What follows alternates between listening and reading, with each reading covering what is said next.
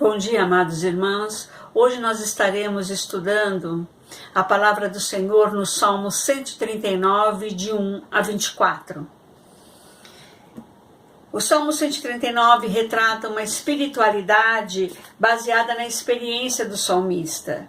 Ele está completamente envolvido com Deus, impressionado com os seus atributos. A onisciência e a onipresença do Senhor o fazem refletir sobre suas próprias limitações e como ele não pode, não deseja ficar longe do seu Senhor. O conhecimento pleno de Deus na sua onisciência, versos de 1 a 6, o que nos mostra: Senhor, Tu me sondas e me conheces. A experiência do salmista em sua devoção o levou a concluir que não haverá como se esconder-se do Senhor, assim como não era possível esconder nem mesmo o que se passava em seu coração. No original hebraico, a palavra traduzida por sondar quer dizer peneirar, como em uma operação de mineração em que o garimpeiro esmiuça o cascalho à procura de uma pepita. Assim o Senhor vasculha o coração humano, que é para ele um livro aberto. Sabes quando me assento e quando me levanto. Se Deus sabe e acompanha o homem em coisas tão triviais como assentar e levantar, quanto mais ele saberá sobre tudo o que o homem fizer. Isso também nos mostra quanto Deus se importa conosco. Não é apenas com as coisas grandes que fazemos ou resolvemos fazer que Ele se importa. Também com as coisas que Ele quer ter participação e nos dar direção, como no deitar e no andar, no seu dia a dia, no seu cotidiano, fazer parte da rotina da sua vida. Tiago diz que nas coisas mais triviais e diárias de nossa vida, Deus quer que deixemos espaço para que Ele nos oriente.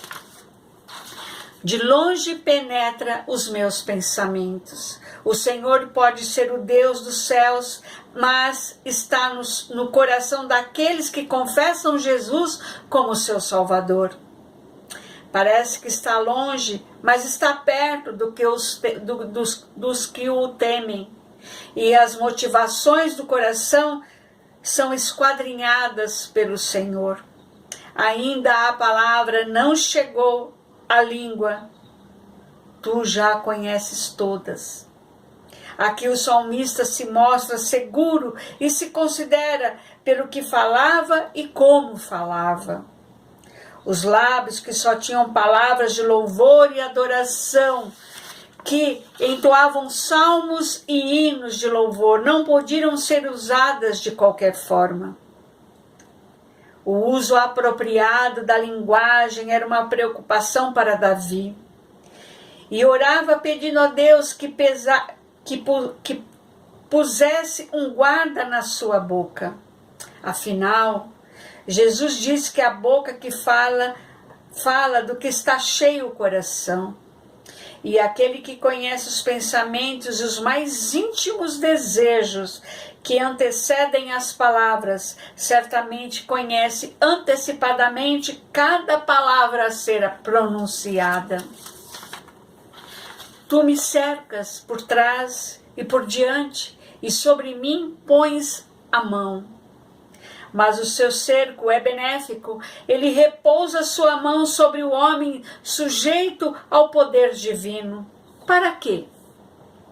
Para afirmar e ajudar, e para que haja saúde e prosperidade, para disciplinar quando necessário, para proteger.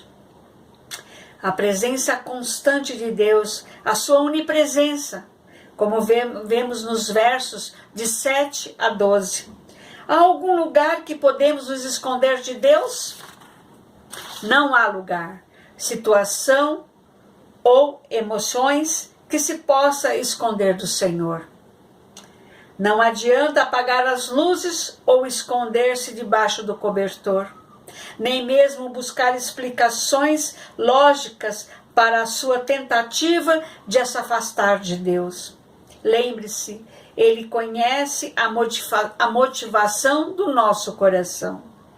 Nenhum lugar é longe o bastante para Deus, nem mesmo a sepultura. E a casa de Deus é lugar de refúgio, não de esconderijo. Há muita gente se escondendo de Deus em sua própria casa, como se pudesse aí escapar dele e de ser tratado. O salmista não parece ser um pecador fugindo de Deus, mas um fiel admirado com a presença certa de Deus. Talvez tinha tentado algumas vezes se esconder do Senhor, ou por medo de um castigo pelo pecado, ou por medo de um poder divino, acima do admirável. Mas ele sabia que o Deus que o criou e que também é aquele que o acompanhará em todo lugar e em toda situação. A criação admirável de Deus, como vemos nos versos do 13 ao 22. Graças te dou, visto porque por modo maravilhoso me formaste. As tuas obras são tão admiráveis e a minha alma o sabe muito bem. Isto é, o ser humano é resultado de um trabalho manual de Deus e é sua obra-prima, suas mãos o formaram e seu hálito lhe deu vida. O salmista se encontra assombrado, assustado com tanto poder, tanta inteligência e providência na formação do ser humano. No oculto fui formado. Uma obra secreta estava em um lugar secreto, ou seja, no útero materno, evidente somente para Deus. Os meus ossos não te foram encobertos. Literalmente, no hebraico diz assim, e os ossos são pintados como a base de todo o corpo, e a descrição de todo o corpo sendo formado em redor dos ossos. Os teus olhos me viram a substância ainda informe. O salmista volta ao processo de fecundação e descreve o início do desenvolvimento humano a partir da multiplicação das células. No princípio, sem forma, mas não sem vida.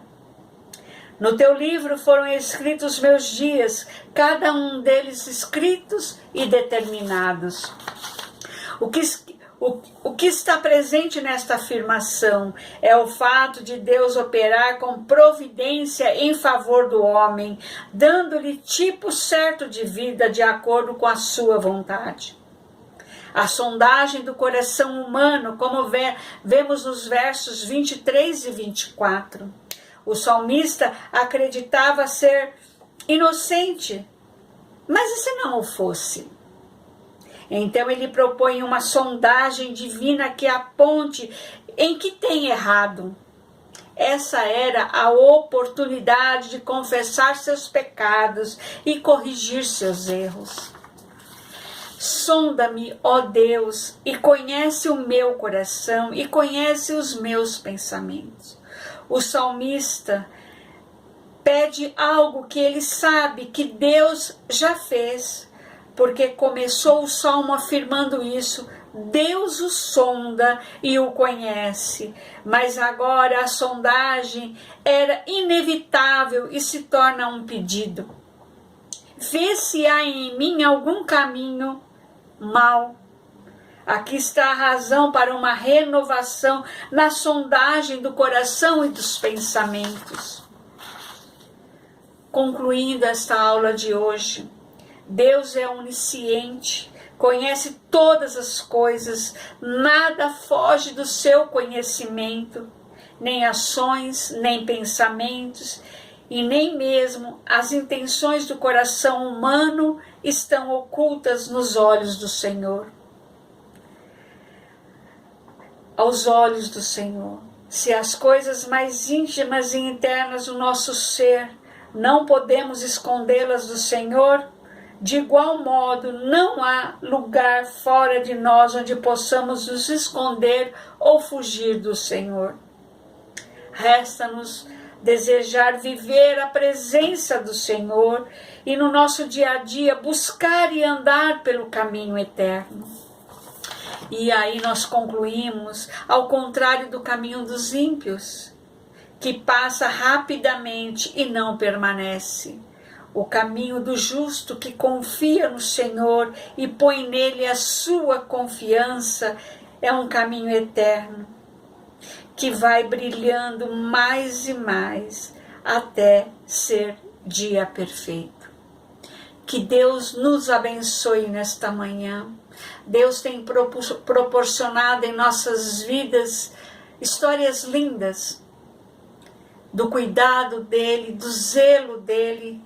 Muitas vezes choramos, nos afligimos, nos machucamos, mas ele é aquele que te conhece, todos os seus pensamentos e a intenção deles, que nossa intenção, que aquilo que proferimos, as nossas palavras, seja para o louvor, para a honra e para a glória do Senhor, porque Ele tem tratado de cada um de nós, Ele tem cuidado. Deus é fiel na sua história e na minha história.